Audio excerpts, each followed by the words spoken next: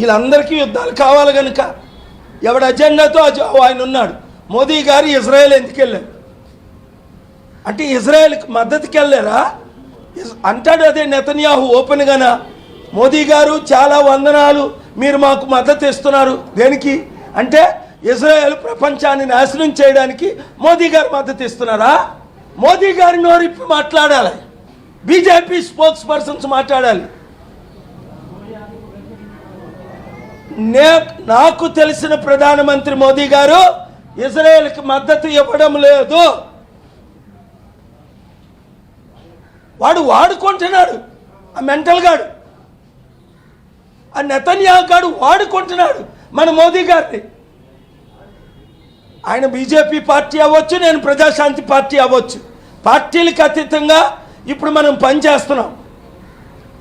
నా ప్రధానమంత్రిని వాడు ఒక పావులాగా వాడుకుంటున్నాడు.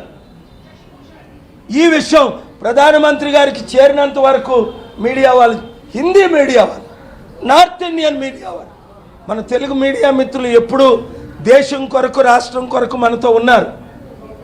దేవుడు వారిని దీవించుగాక. అన్ని ఛానల్స్ శాంతి కొరకు.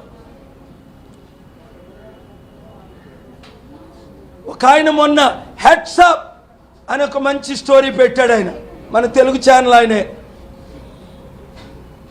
కానీ యుద్ధం అయిపోతుంటే, ప్రపంచం కూలిపోతుంటే, మన దేశం ఒక గొప్ప, ఇలాంటి గొప్ప దేశం ప్రపంచంలో ఇంకోటి ఉందా?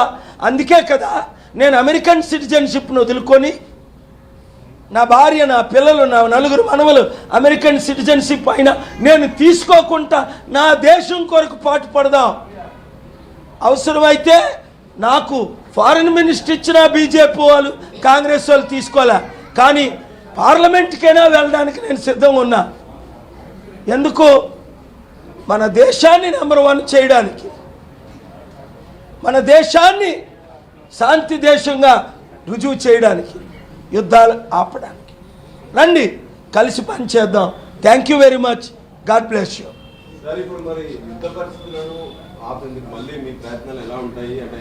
తెల్లవారు చూసారా, రాహుల్ గాంధీ గారికి సీక్రెట్గా చెప్పవలసింది ఓపెన్గా చెప్తున్నాను. ఎందుకు?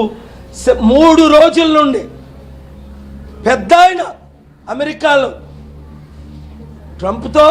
ట్రంప్ మోదీ గారు ఎలాగ మాట్లాడుకుంటారు, నేను వాళ్ళు పరిచయం చేస్తున్నా. అపోజిషన్ లీడర్ను కూడా లైమ్ లైట్లోకి తీసుకొద్దాం, వీరిని కలుపుదామని నేను ప్రయత్నిస్తున్నా.